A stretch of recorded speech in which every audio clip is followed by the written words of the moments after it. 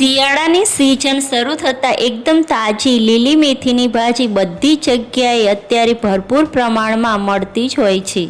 તો શિયાળામાં લીલી મેથી ખાવી જ જોઈએ। તેના હેલ્થ બેનિફિટ પણ ખૂબ જ સારા એવા પ્રમાણમાં છે।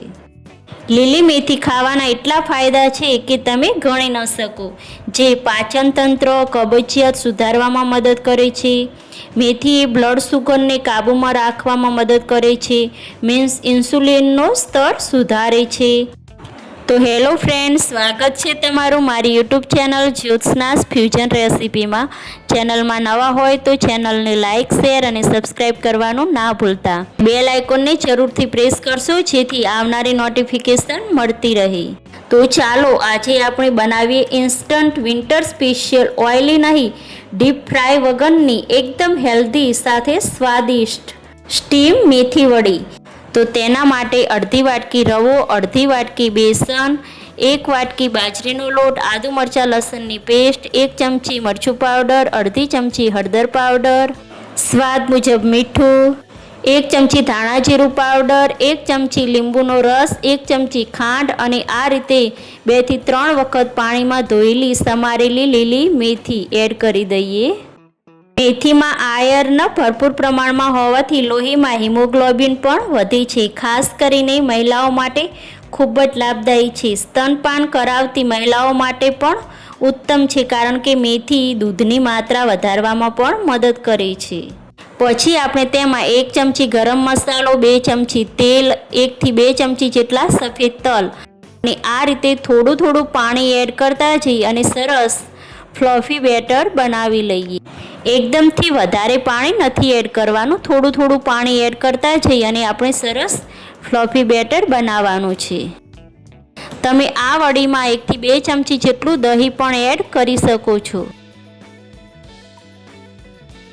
તો આ રીતે 2 થી 3 મિનિટ માટે સતત હલાવતા રહેવાનું છે, જેથી કરી તેમાં હવાના કણ ભરાશે અને આપણી વડી એકદમ સ્પોન્જી અને સરસ તૈયાર થશે। આ સ્ટેપ કરવું ખૂબ જ ઇમ્પોર્ટન્ટ છે, કારણ કે આપણે તેમાં કોઈ ખાવાનો સોડા કે ઈનો એડ નથી કરવાના, છતાં પણ આ વડી એકદમ સ્પોન્જી અને સોફ્ટ તૈયાર થશે।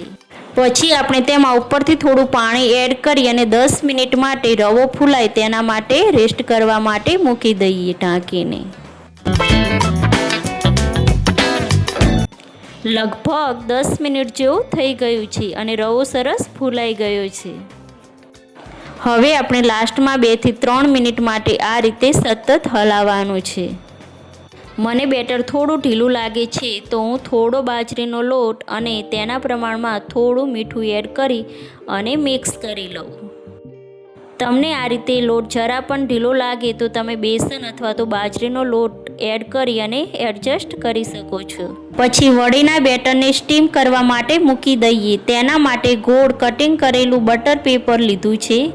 એક તપેલીમાં 2 ગ્લાસ પાણી એડ કરી ઉપરથી કાણાવાળી ડીશ હોય તેને ઢાંકી દેવાની અને ઉપર બટર પેપર મૂકી વડીના બેટરને પાથરી લઈએ અને 15 થી 20 મિનિટ માટે સ્લો ગેસની ફ્લેમ ઉપર સ્ટીમ થવા માટે મૂકી દઈએ।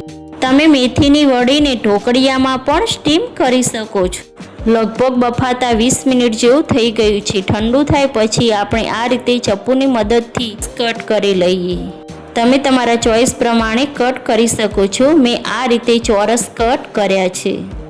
તમે આ રીતે એકલા પણ ચામાં ખાઈ શકો છો, પરંતુ આપણે તેનો વઘાર કરી લઈએ તો ખૂબ જ સરસ લાગશે। 2 ચમચી જેટલું તેલ, અડધી ચમચી રાઈ, મીઠા લીમડાના પાન, 1 નંગ કાપેલું આ રીતે સ્લાઇસ કરેલું લીલું મરચું અને 2 ચમચી જેટલા સફેદ તલ। પછી આ રીતે વડીને એડ કરી અને ઉપર નીચે કરતા જઈ અને સરસ કોટિંગ કરી લઈએ। તો તૈયાર છે ચા સાથે ખાવાની ખૂબ જ મજા આવે તેવી મેથી વડી, જે હેલ્થ માટે પણ ખૂબ જ ઉપયોગી છે। તો આ રીતે બનાવીને ચોક્કસથી નાસ્તામાં ટ્રાય કરજો। આ વડીને બ્રેકફાસ્ટમાં બનાવી છે, માટે આપણે ચા સાથે સર્વ કરી લઈએ। આજની રેસીપી પસંદ આવી હોય તો કોમેન્ટ સેક્શનમાં સુપર મેથી વડી લખીને ચોક્કસથી મૂકજો, જેથી કરી હું આવતા વિડીયોમાં તમારી સાથે કોથમીર વડી પણ શેર કરું। એકદમ હેલ્ધી સાથે સ્વાદિષ્ટ સ્ટીમ મેથી વડી ચા સાથે ખાવાની ખૂબ જ મજા આવે છે। મીન્સ નાસ્તા માટે આ પરફેક્ટ રેસીપી છે. આજની રેસીપી પસંદ આવી હોય તો ચેનલને લાઇક, શેર અને સબસ્ક્રાઈબ કરજો. ફેમિલી મેમ્બર અને ફ્રેન્ડ સર્કલમાં શેર કરજો.